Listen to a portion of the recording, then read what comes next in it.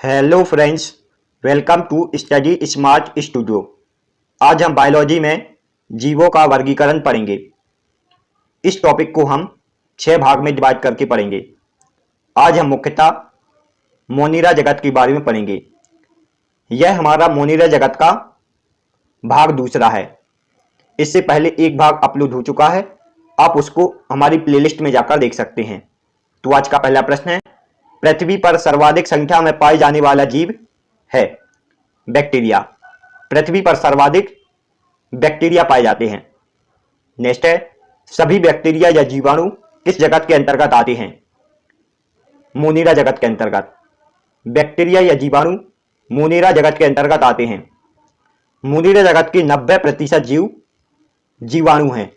अतः हम ये बोल सकते हैं कि जो भी लक्षण बैक्टीरिया या जीवाणु का होगा वह लक्षण मोनिरा जगत का भी होगा। नेक्स्ट है, कौन सा जीव पृथ्वी पर सबसे पहले आया था? जीवाणु। पृथ्वी पर सबसे पहले जीवाणु आए थे। जीवाणु 2 प्रकार के होते हैं, एक आग बैक्टीरिया और एक सत्य बैक्टीरिया। नेक्स्ट है, बैक्टीरिया या जीवाणु शब्द सर्वप्रथम किसने दिया था? एहरनबर्ग ने। एहरनबर्ग ने सर्वप्रथम जीवाणु शब्द का प्रयोग किया था। नेक्स्ट है, बैक्टीरिया या जीवाणु की खोज सर्वप्रथम किसने की थी? ल्यूवेनहॉक ने। जीवाणु की खोज सर्वप्रथम ल्यूवेनहॉक ने की थी और जीवाणु शब्द का सर्वप्रथम प्रयोग एहरनबर्ग ने किया था। नेक्स्ट है, सर्वप्रथम जीवित कोशिका या लिविंग सेल की खोज किसने की थी? ल्यूवेनहॉक ने। कोशिका की खोज रॉबर्ट हुक द्वारा की गई थी, लेकिन यदि बात जीवित कोशिका की आए तो जीवित कोशिका की खोज ल्यूवेनहॉक ने की थी और ल्यूवेनहॉक द्वारा खोजी गई वास्तव में कोशिका किसकी थी? बैक्टीरिया की। अतः हम बैक्टीरिया का खोजकर्ता ल्यूवेनहॉक को कहेंगे। नेक्स्ट है, बैक्टीरिया का कृत्रिम संवर्धन सबसे पहले किसने किया था? रॉबर्ट कोच ने। कृत्रिम संवर्धन क्या कहलाता है? एक बैक्टीरिया सेल से उसके अनुकूल वातावरण में अनेक सेल बनाना, अर्थात उसकी संख्या में वृद्धि करवाना। नेक्स्ट है, बैक्टीरिया और बीमारियों के बीच सर्वप्रथम संबंध किसने स्थापित किया था? रॉबर्ट कोच ने। रॉबर्ट कोच ने बैक्टीरिया और बीमारियों के बीच सर्वप्रथम संबंध स्थापित किया था और बैक्टीरिया का लैब में कृत्रिम संवर्धन किया था। नेक्स्ट है, किसने कहा था कि पशुओं में एंथ्रेक्स रोग और मानव में तपेदिक व हैजा रोग जीवाणुओं के कारण होता है? रॉबर्ट कोच ने। बैक्टीरिया के कारण पशुओं में एंथ्रेक्स रोग होता है और मानव में तपेदिक व हैजा रोग होता है, यह रॉबर्ट कोच ने कहा था। नेक्स्ट है, बीमारियों का जन्म सिद्धांत किसने दिया था? रॉबर्ट कोच ने। नेक्स्ट, प्रतिरोधी सिद्धांत या एंटीसेप्टिक थ्योरी किसने दी थी? जोसेफ लिस्टर ने। नेक्स्ट, सर्वप्रथम किसने कहा था कि फर्मेंटेशन किण्वन का कारण जीवाणु है? यह कथन लुईस पास्चर का है। लुईस पास्चर ने किण्वन या फर्मेंटेशन का सिद्धांत दिया था। किण्वन क्या है? कार्बनिक पदार्थों का जीवाणुओं या यीस्ट द्वारा ऑक्सीजन की अनुपस्थिति में टूटना किण्वन कहलाता है। जैसे यहां कार्बोहाइड्रेट है, इसका हम जीवाणु या यीस्ट द्वारा ऑक्सीजन की अनुपस्थिति में इसको तोड़ना क्या कहलाता है? किण्वन। नेक्स्ट है, सूक्ष्म जीवों के अध्ययन को क्या कहा जाता है? सूक्ष्म जीवों के अध्ययन को क्या कहा जाता है? माइक्रोबायोलॉजी। जबकि बैक्टीरिया के अध्ययन को बैक्टीरियोलॉजी कहा जाता है। नेक्स्ट है, सूक्ष्म जीव विज्ञान या माइक्रोबायोलॉजी का जनक किसे कहा जाता है? ल्यूवेनहॉक को। ल्यूवेनहॉक ने सबसे पहले सूक्ष्म जीव अर्थात जीवाणु की खोज की थी, इस कारण इन्हें सूक्ष्म जीव विज्ञान का जनक कहा जाता है। नेक्स्ट है, आधुनिक सूक्ष्म जीव विज्ञान का जनक किसे कहा जाता है? लुईस पास्चर को। नेक्स्ट है, जीवाणुओं के अध्ययन को क्या कहा जाता है? बैक्टीरियोलॉजी। जबकि सूक्ष्म जीव के अध्ययन को माइक्रोबायोलॉजी कहा जाता है। कोशिका के अध्ययन को साइटोलॉजी और विषाणुओं के अध्ययन को बायोलॉजी कहा जाता है। नेक्स्ट है, विषाणु विज्ञान का जनक किसे कहा जाता है? ल्यूवेनहॉक को। ल्यूवेनहॉक को विषाणु विज्ञान या जीवाणु विज्ञान और सूक्ष्म जीव विज्ञान का जनक कहा जाता है। नेक्स्ट है, जीवाणुओं के संबंध में निम्न में से कौन सा कथन असत्य है? यह एक कोशिकीय जीव है, यह सत्य है। यह प्राकैरियोटिक है। यह सत्य है। प्राकैरियोटिक का अर्थ होता है जिसमें केंद्रक झिल्ली अनुपस्थित होती है। यह पृथ्वी पर हर जगह पाए जाते हैं। यह कथन सत्य है। यह जंतु जगत के प्राणी हैं। यह कथन असत्य है। बैक्टीरिया या जीवाणु किस किस जगत की प्राणी हैं? मोनिरा जगत की प्राणी। नेक्स्ट है, निम्न में से किस स्थान पर जीवाणु नहीं पाया जाता है? जीवाणु मिट्टी में, वायु में और समुद्र की गहराई में उपस्थित रहते हैं, लेकिन यह आशुद्ध जल में नहीं पाए जाते। आशुद्ध जल अर्थात डिस्टिलाइड वाटर या स्वच्छ वाटर। नेक्स्ट है, निम्न में से कौन सा गलत संयोजित है? यदि जीवाणु का आकार गोलाकार है तो उसे कोकस कहेंगे। यदि जीवाणु का आकार छड़ाकार है तो उसे वैसिलस कहेंगे। यदि जीवाणु का आकार कौमा प्रकार का है तो उसे विब्रियम कहेंगे। जबकि डी ऑप्शन गलत है। यह है type of bacteria on basis of shape. यदि बैक्टीरिया का आकार गोलाकार है या अंडाकार है तो उसे कोकाई कहते हैं। यदि बैक्टीरिया आकार छड़ाकार, दंडाकार या बेलनाकार है तो उसको वैसिली कहेंगे। यदि बैक्टीरिया आकार सर्पिलाकार, कुंडलितकार या चक्रों के आकार का है तो उसे स्पाइरला कहेंगे। और यदि बैक्टीरिया आकार कोमा के प्रकार का है तो उसे विब्रो कहेंगे। नेक्स्ट है, छड़ाकार जीवाणु को क्या कहा जाता है? वैसिलस। छड़ाकार या रॉड शेप्ड जीवाणु को वैसिलस कहते हैं। नेक्स्ट है, बिना कसाबिका वाले जीवाणु को क्या कहते हैं? अकसाबी या एट्राइकस। बिना कसाबिका या विदाउट फ्लैजिला वाले जीवाणु को अकसाबी कहते हैं। ये हैं bacteria on basis of flagella. यदि बैक्टीरिया में कोई भी फ्लैजिला नहीं है तो उसे एट्राइकस कहेंगे। यदि एक फ्लैजिला है तो उसे मोनोट्राइकस कहेंगे। दो फ्लैजिला उपस्थित हैं तो उसे एम्फीट्राइकस कहेंगे। यदि एक एंड में बहुत सारे फ्लैजिला हैं तो उसे लोफोट्राइकस कहेंगे। यदि दोनों एंड में बहुत सारे फ्लैजिला हैं, इस एंड में भी और दूसरे एंड में भी, तो उसे सेफलोट्राइकस कहेंगे। और यदि पूरे शरीर पर बहुत सारे फ्लैजिला हैं तो इस प्रकार के बैक्टीरिया को फेरीट्राइकस कहेंगे। ये फ्लैजिला के आधार पर बैक्टीरिया का वर्गीकरण था। नेक्स्ट है, जीवाणु की कोशिका भित्ति किससे बनी होती है? जीवाणु की कोशिका भित्ति पेप्टोग्लाइकेंस, म्यूरिन या पॉलीसैकेराइड और अमीनो अम्ल से बनी होती है। राइट आंसर होगा डी, उपरोक्त सभी से। यह है बैक्टीरिया का डायग्राम। नेक्स्ट है, जीवाणु कोशिका का माइक्रोएंजिरिया किसे कहा जाता है? मिसोसोम को। मिसोसोम को जीवाणुओं का माइक्रोकॉन्ड्रिया कहा जाता है। नेक्स्ट है, जीवाणु किसकी सहायता से दूसरी सतह पर चिपकते हैं? रोम, पिली या पाइल्स की सहायता से यह दूसरी सतह पर चिपकते हैं और इसकी सहायता से यह जनन भी करते हैं।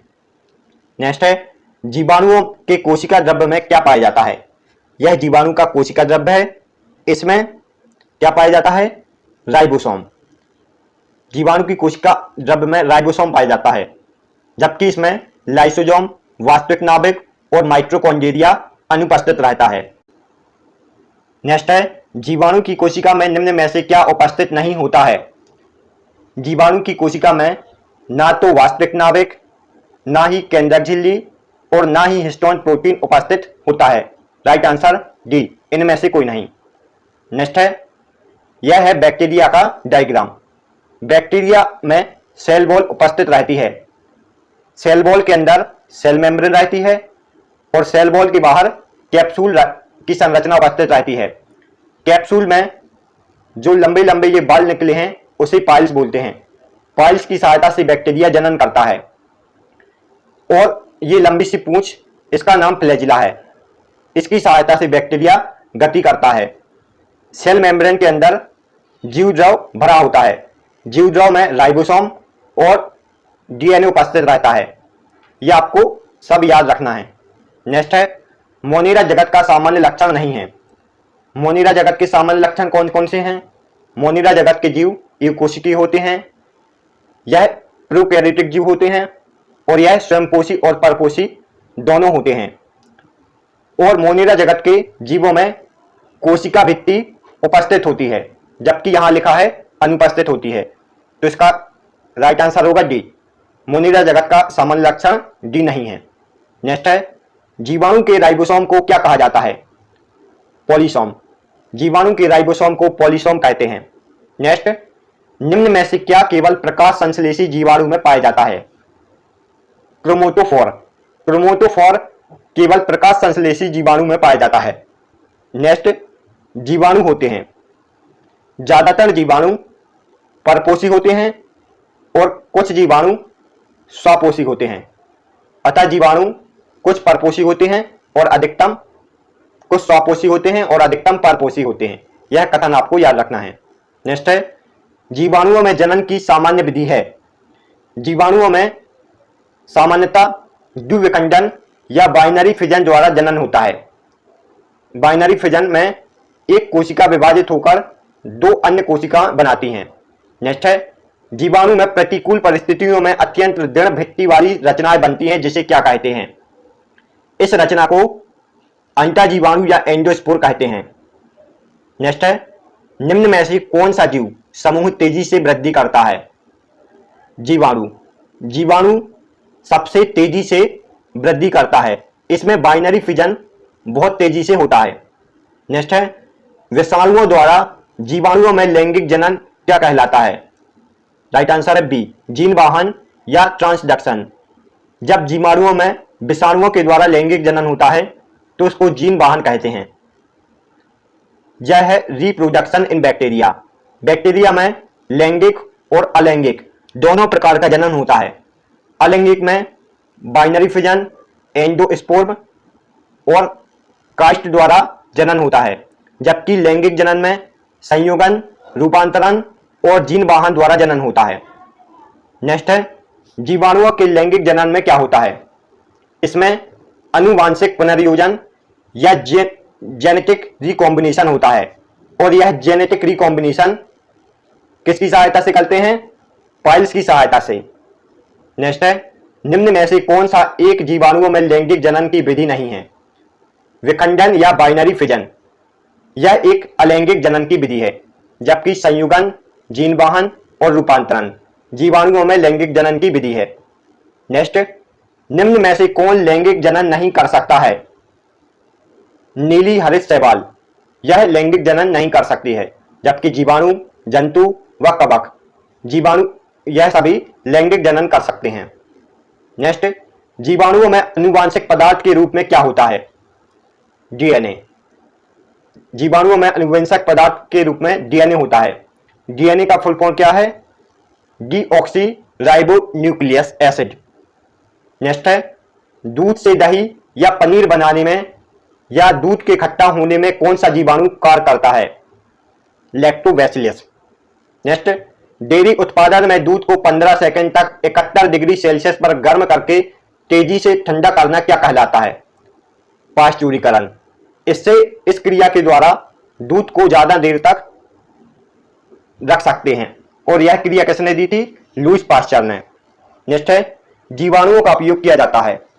जीवाणुओं का उपयोग भूमि की उर्वरता बढ़ाने, प्रतिजैविक बनाने और तंबाकू उद्योग में किया जाता है।